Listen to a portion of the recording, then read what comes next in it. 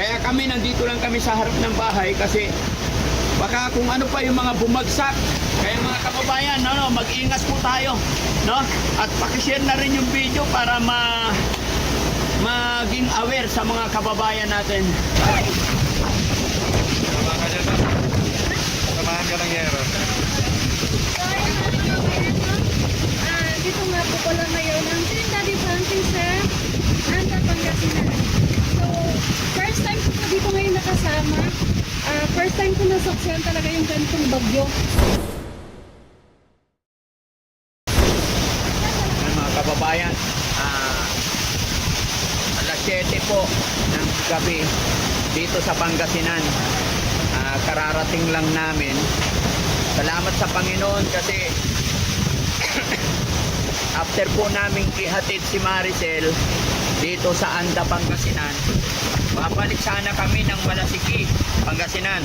Pero eto, naramdaman namin na medyo malakas na yung hampas ng hangin, kaya minabuti namin na makitulog muna dito sa bahay nila Sam.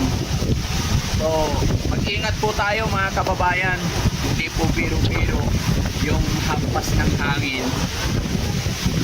Yung lakas, unti-unti na po naming nararamdaman dito. Kaya para sa kaligtasan ng lahat, kaligtasan ng team, dahil ang dala namin dalawang sasakyan, van at saka pick up. So, kagaya nito mga kababayan, pabigla-bigla yung hangin. Ayan, malakas talaga, lumalakas. Kaya dito na kami magpapalipas ng gabi. Huwag po kayong mag-alala mga kababayan dahil safety naman dito. At si Ate Maricel ay na-turn over na namin sa kanyang nanay. Yun nga lang, yung plano namin na babalik ngayong gabi ay bubukas na lang namin dahil talagang hindi kaya. Alanganin po kasi lalo na't medyo pagod na yung ating mga driver. Baka hindi natin nakikita dahil wala na rin kuryente. Kumbaga itong ilaw, buti na lang may generator dito. Buong Anda, Pangasinan, wala na pong kuryente. Pinatay na po nila. Kaya mga kababayan, magdasal po tayo, magpray po tayo na sana hindi na masyadong marami ang mapinsala, no? At saka mag-iingat po tayo. Tawagan natin tong ating mga anak na sa loob na lang ng bahay. Sa mga may pupuntahan, mas maganda po na ipagpaliban na lang muna. Kasi ito parating pa lang. Ayon sa balita, parating pa lang, parang ngayon pa lang magla-landfall yung bagyo dito. At mas malakas pa daw bukas ng umaga. So ipag-pray natin na sana hindi na, mga kababayan, mga kabarangay. Kung ako kumustahin nyo ang Team Daddy Frankie, wala pong problema, sa awa ng Diyos. Naging matagumpay din. Bagamat medyo inabot kami ng gabi. Time check mga kababayan, 7:25. Kaya maraming salamat. Ito lang po muna yung update ko sa inyo sa bagyong Uwan. Ayan. Ingat po tayong lahat mga kababayan. God bless po. Thank you.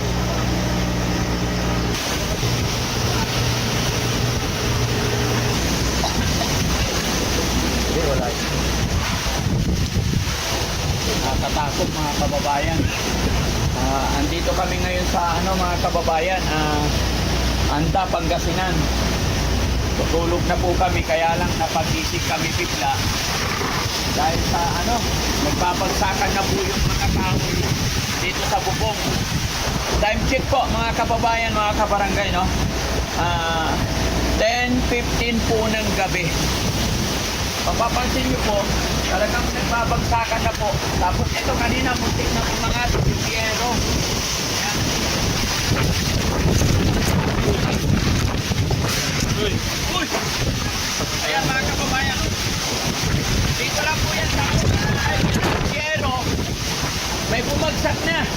Kaya mag-iingat po tayo lahat mga kababayan. Mag-iingat po tayo lahat.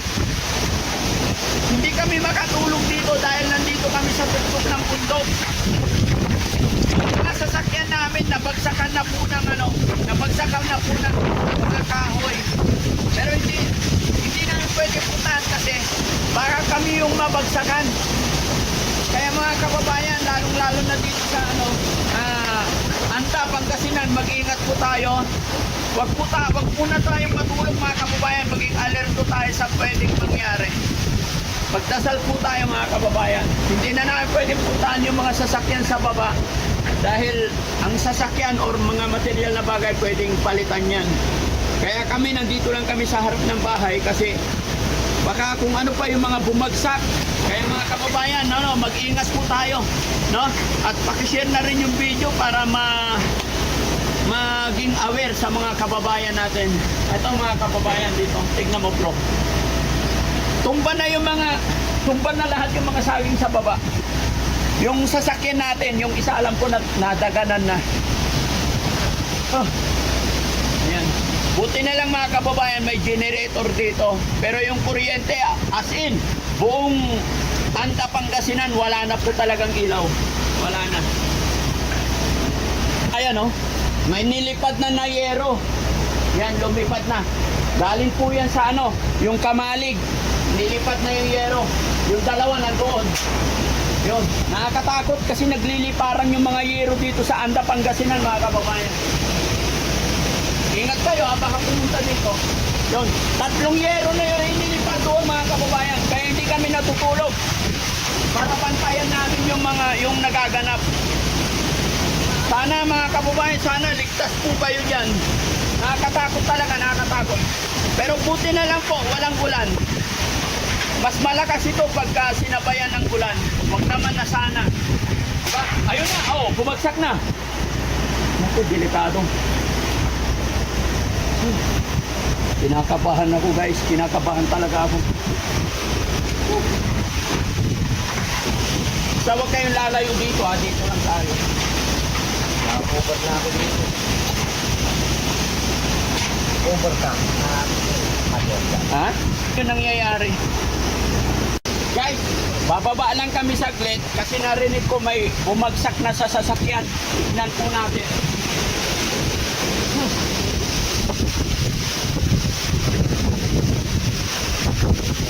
Ayun, nilipad na yung washing. Nilipad na yung washing ko. Nilipad na yung washing machine ko. Ha? Nilipad na yung washing machine. Nilipad na yung washing machine mo? Oo. Wala.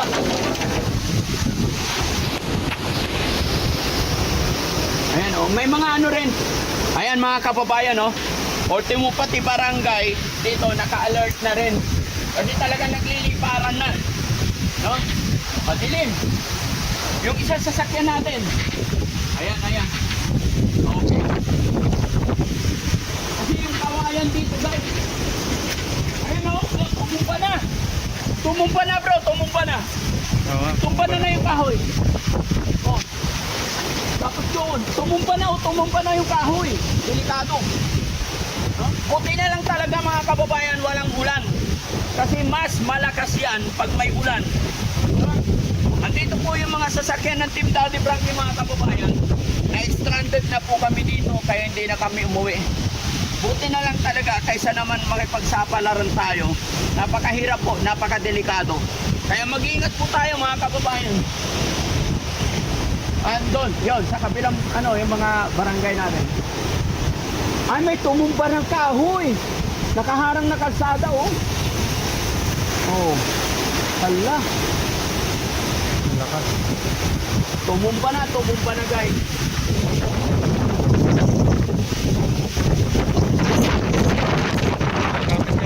Hangin. Kapit. Tingnan mo. Ang lakas. Grabe, ngayon lang to,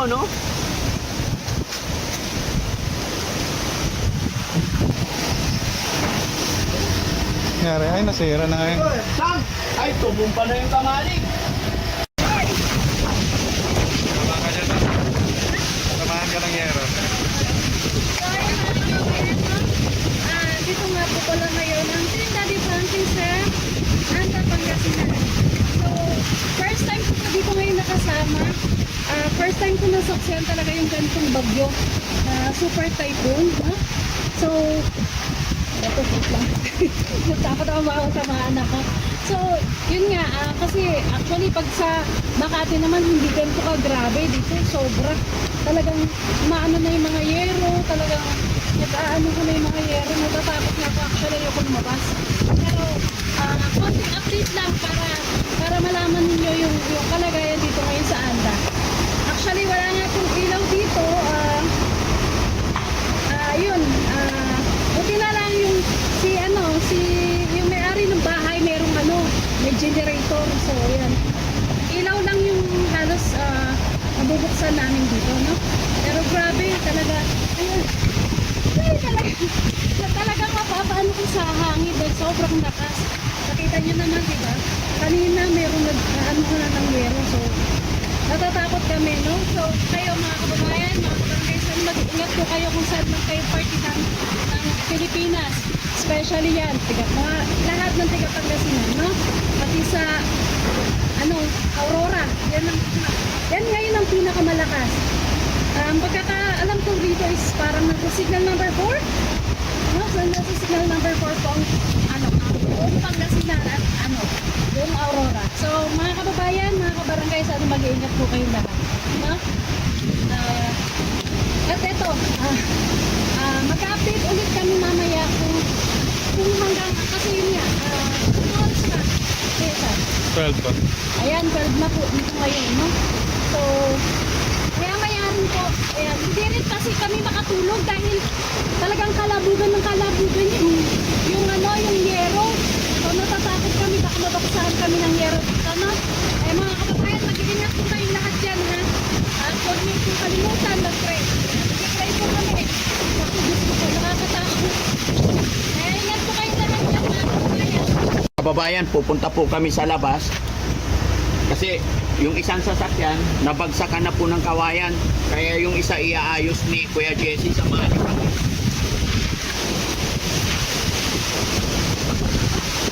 Talaga mas malakas ang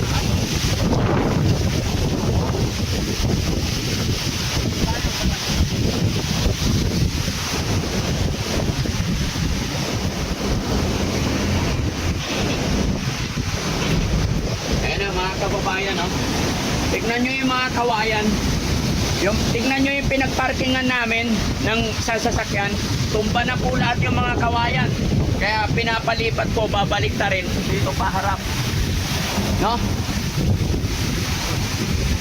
Kaya pinapalipat ko na mga kababayan, kasi kung makikita ninyo, ayun doon sa dulo yung malaking punong kahoy, bumalandra na po sa kalsada.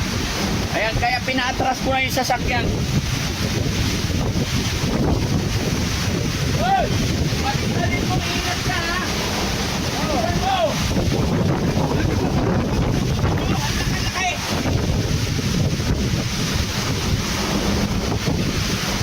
Yung mga kababayan, mga rescue din tumadaan. Ingat po tayo, ingat. Ayun na, laki na puno kayo na bumagsak doon. Ayan, pinuntahan na po ng barangay. Ang galing ng barangay dito, talagang kahit na rumaraga tayong bagyo, umiikot pa rin sila. Ayun o, dito sa ating barangay.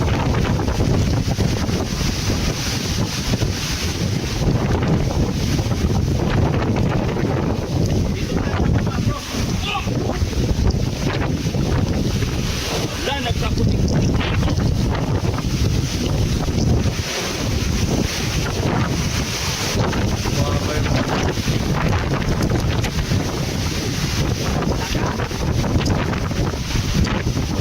Ayan mga kababayan,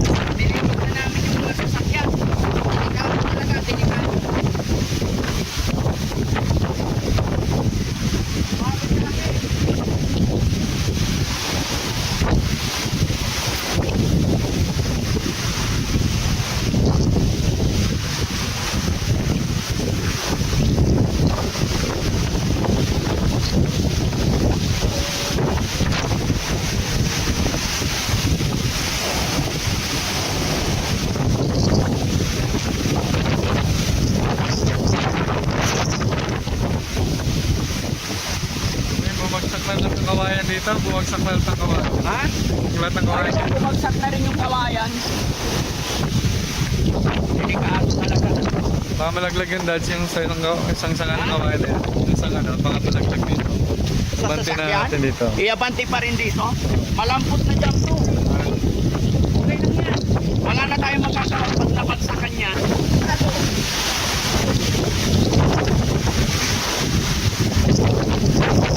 Tanggal na yung yero. Sa kabila. Diyos ko po. Tabang Lord. Tabang. Diyos ko po. Ako pakain mo na po.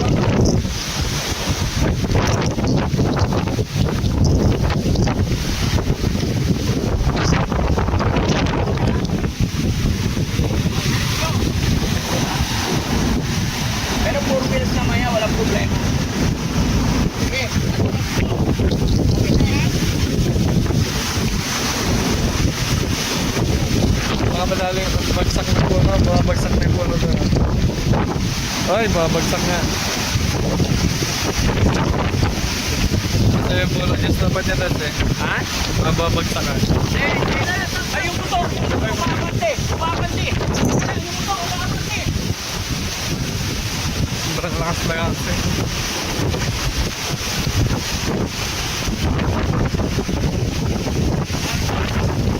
Umabante yung buto! Yung buto ng kapitbahay! Umabante! Sobrang lakas.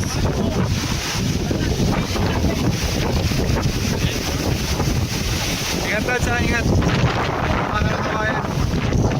Sabi natin! Baka hindi na makakita. Sobrang dami. Yung May buto lipad. mga kababayan! Umabante na yung buto ng hangin!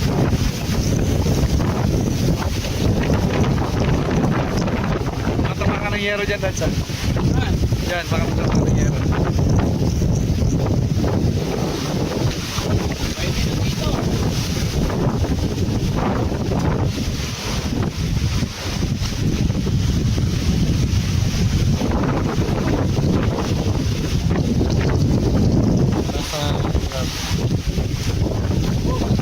Kala ko ano na mangyari. Tinutulak na ng hangin eh. Magtataka yung mayari bukas ba't nalipat na yan? Ang lakas na kaya yung lipad. Oo.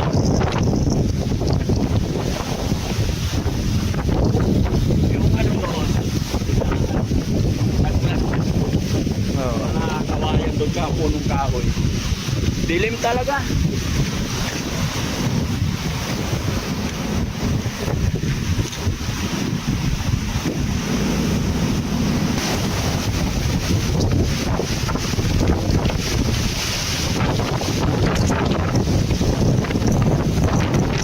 Delikado yung kahoy.